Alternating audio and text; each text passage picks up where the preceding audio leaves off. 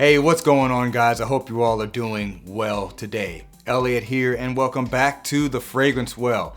So, in my opinion, if you like fragrances, you don't necessarily have to be kind of a quality buff, kind of like I am. I'm a big fiend for great quality in fragrances, and to be frank, I think most people can appreciate, or most enthusiasts would appreciate quality in a fragrance, but it's not really a requirement. I mean, you could just simply like what smells nice. Not judging. That's not really good enough for me, but it's not a requirement. But I know for me personally, and guys that like good quality fragrances like I do, I think you'll appreciate some of the fragrances that I have compiled on this list for today. That is the focus of today's video. Some of the highest quality fragrances I have in my collection. This is not all of them, it's just 8 of them. And also I tried to include some different price points because I do think you can get some really good quality fragrances for excellent prices. So I have some that are a little bit more affordable, some that are in a price range that, frankly blows my mind that it's that good at that price range. And I've also got some ones that you're gonna pay top dollar for, but they do come across as being expensive fragrances. So I feel like I got my money's worth given how good the ingredients are and the quality of the fragrance overall. So before we get started, don't forget to like the video. Subscribe to the channel if you do like the content, and hit that bell icon so you can be notified when I upload new videos. Let's get into it.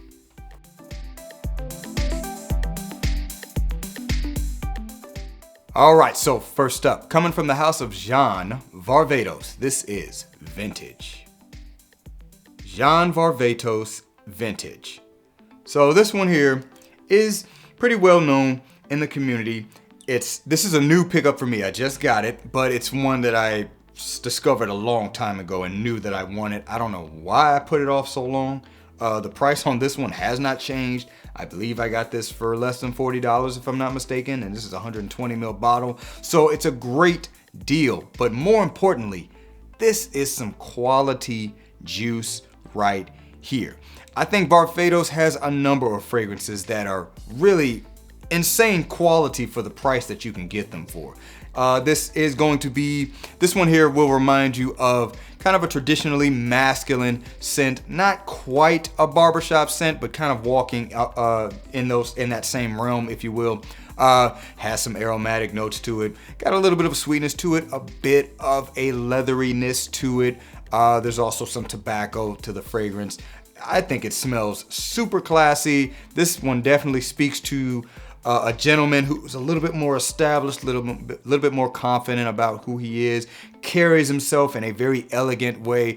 My wife described it as someone who's got a nice watch on, dresses really nice, got his hair looking nice, all that, So definitely kind of describing a guy who's a little bit older and a little bit more established. And I do think this fragrance speaks to that, but it's just good quality juice, and frankly, it can work for everyone in my opinion.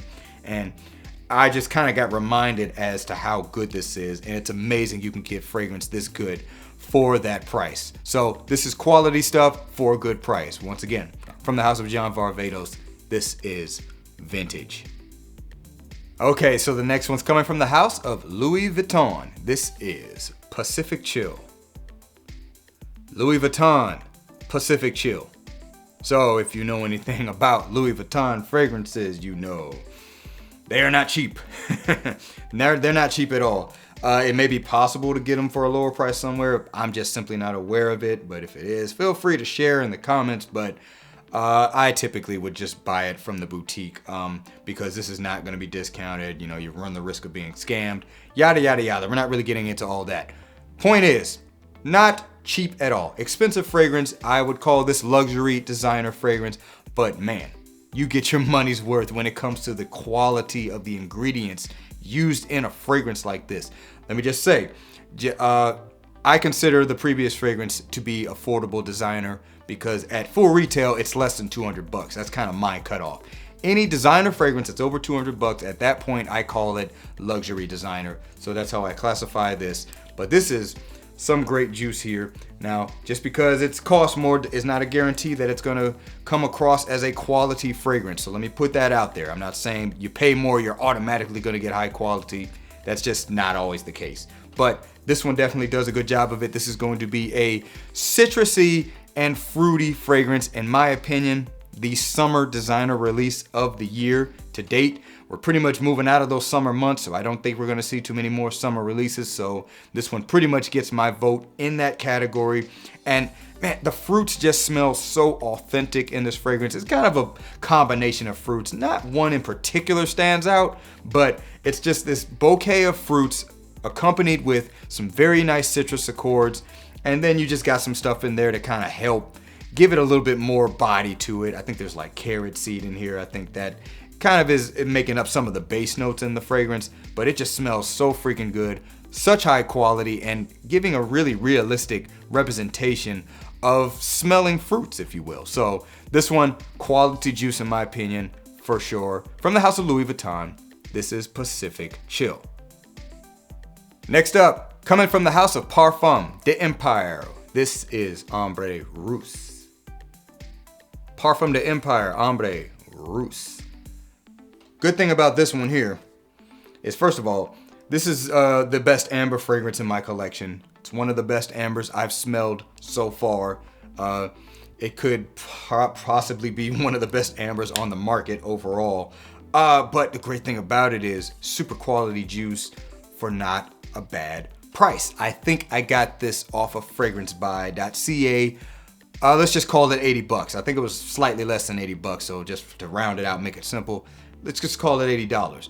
To get a fragrance, an amber fragrance that smells this freaking good, and the accompanying notes and accords that go along with it are just as good in quality, blows my mind. I mean, great stuff for not a very high price tag. So amber fragrance for sure. Has a champagne vodka in accord in the top. I kind of get the champagne more than anything. Does have a little bit of a sparkle to it. There's also some tea accords in this. There's some slight leathery tones to the fragrance. It has a bit of a green aspect to it as well. If anybody has gotten their nose on this one or happens to have it out there, you know what I'm talking about. I mean, this is really good quality stuff right here. And if you like a good amber fragrance and you want one that, you know, really has some high quality to it, this is a good one to check out in my opinion, and it's not that expensive. So overwhelmingly good quality for the price that you can get this for. So once again, from the house of Parfum de Empire, this is Ombre Roose. All right, moving on. The next one's coming from the house of Etat Libre d'Orange, or Eldo. This is You or Someone Like You. Etat Libre d'Orange is You or Someone Like You. So the reason I wanted to put this fragrance on this list is this is a mint fragrance, and the mint smells so realistic. If I had my eyes closed and someone brought this fragrance to my nose, you talk about painting a photorealistic picture in your mind, I would think someone had a mint leaf in front of me. It's that freaking good. So I think a fragrance that can take, you know, kind of focus on one ingredient, maybe others as well, but particularly one that can focus on one ingredient and make it so realistic, that is speaking of a type of quality that you don't see that often in a lot of perfumery, even niche perfumery. Along with the mint, you got like rose accords, there's some green accords. The fragrance is green overall, and it's mainly accompanied by a lot of musk, kind of giving it a little bit of a mass appeal, also giving it a little bit more longevity than it probably would have otherwise. Not a super long lasting fragrance, but it is great for what it does. But yeah, if you're a fan of mint, this is at least one fragrance you gotta get your nose on if you just really like the smell of real mint. So once again, from the house of Etat Libre d'Orange, this is You or Someone Like You, and oh, by the way, not that expensive either. Pretty good value for your buck too. All right, next up, we got one coming from the house of Xerjoff. This is Naxos. Xerjoff's Naxos. So I wanted to include this one on the list because a couple of reasons. Number one, it's just to show that fragrances that have a little bit of a mass appeal, because this one is a pretty good crowd pleaser, they can also have quality aspects to them. I think this one does. I think this is a very high quality scent. And also, because this, at least in my mind, is pretty much inspired by Mugler's Pure Havane, but it presents it in a much higher quality way, I think that's a good thing. I think it just shows that, hey, even some of the better fragrances out there that, you know, you can't get anymore, or was just, you know, an affordable designer version in a niche company, kind of takes inspiration for that and presents it in a higher quality way, I think that's a good thing personally. And me being a guy who really appreciates high quality fragrances, I tend to go for the one that is the higher quality, honestly. So you probably know it well. This is a tobacco fragrance, particularly a honeyed tobacco fragrance. This iteration compared to Mugler's Havane has a little bit of a smoother tobacco accord to it. It's not as smoky. Also introduces some lavender and some citrus in the top to give it a bit of a different feel. But at heart, it's a sweet honeyed tobacco fragrance, and it is done very well, and in my opinion, in a very high quality way. So I just wanted to give it some nod because of that. So once again, from the house of Xerjoff, this is Naxos. Moving on, the next one's coming from the house of Labo. This is Tabac 28. Labo's Tabac 28. Guys, let me tell you something about this fragrance. I experienced it for the first time, I don't know, a few weeks ago now, and I bought it right there on the spot. Number one, this is a city exclusive fragrance. It's actually exclusive to the city of Miami, but because Miami's not that far from where I live, they decided to bring it to the Labo boutique closest to me. So I smelled it and I was immediately captivated by it because of the quality of it. It blew my mind. I was like, yeah, that is supremely good, and I am going to grab that right now, and that's my first Labo fragrance. Not a knock on other Labo fragrances. I actually do think they make very high quality fragrances, but I don't know if they necessarily translate to the price point that they go for. But this one I thought did, and so I got it immediately. May not be the same for everyone else out there. I'm not encouraging you to just pick this up, but this is very high quality juice in my opinion. And yes, it's expensive, but the quality of the juice matches the price point in my mind. So this is pretty much gonna put you in the mindset of being in a cigar lounge in Miami. That's basically what this fragrance is trying to convey in my mind. Has a little bit of a spice to it, definitely has some booziness to it, quite a really good strong rum accord. The rum is kind of coming across as a little bit candied, like a little bit sugary, because rum can be a number of things. And there is just beautiful leafy tobacco in this fragrance, just smelling like you're watching a cigar being rolled up right in front of you. It's not overly smoky. I mean, there's a touch of it in there, but I don't think that's really what it's trying to convey. But this is just a beautiful fragrance to me, and I think one of the most high quality fragrances I have in my collection to date. So once again, from the house of Labo, this is Tabac 28. All right, next up, got one from the house of Arabian Oud. This is Blue Oud. Arabian Oud's Blue Oud. So this is another expensive one. Matter of fact, yeah, this is the most expensive fragrance I have on this list. It does also come with some raw oud oil with it, so you know that might factor into the price a little bit, but we're just gonna talk about the fragrance here. This fragrance smells like oud oil. Primarily Indian oud, and if I'm not mistaken, Indian oud and Cambodian oud, and then they got a little bit of a musk accord in it too. So the fragrance is basically giving you just oud, but it is doing it in the highest quality way that I have experienced in fragrance form. And I've experienced a number of fragrances that do feature oud, but they have a lot of other stuff with it. This one's just oud, and that's it. And yeah, it's a little bit pricey, but it gives it to you in gotta be one of the best ways I've come across so far. The fact that it is real oud, you get a chance to actually experience what oud actually can be. And it's not just this funky, animalic, oriental note that we throw into fragrances. I mean, this stuff has green facets to it. It has sweet facets to it. Has some smoky facets to it, even leathery facets to it. You kind of get all of this wrapped up into one fragrance, and you're only getting it from two different types of oud, and there's other types of oud out there. I will say this much though, if you're gonna blind buy this, if you're not a fan of some pretty strong oud fragrances already, you don't want to blind buy this. I wouldn't suggest blind buying it anyway, but I did because I just wasn't able to get my nose on it. There's only so many Arabian Oud boutiques in the entire country. There's not that many of them. And unfortunately, I had not gotten my nose on it before I bought it, but I know I like really good oud fragrances, even ones that are a little bit funky. And so I figured, hey, I'll pull the trigger on this. I'm pretty sure I'm gonna like it. And I did. And it is definitely some super high quality stuff. So once again, from the house of Arabian Oud, this is Blue Oud. All right, and last but certainly not least, from the house of Hermes, we've got Terre de Hermes Eau Givree. Terre de Hermes Eau Givree. Now I'm going to make a pretty big claim with this fragrance, albeit it's my opinion.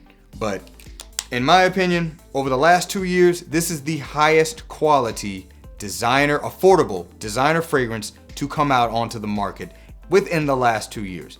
That's a bold statement to make. I have smelled quite a few fragrances that have come out over the last couple of years, especially this year. This year is a good year for releases. We're getting a lot of stuff, and most of it's not bad, but a lot of it's kind of derivative, so I haven't necessarily wanted to pick many of them up.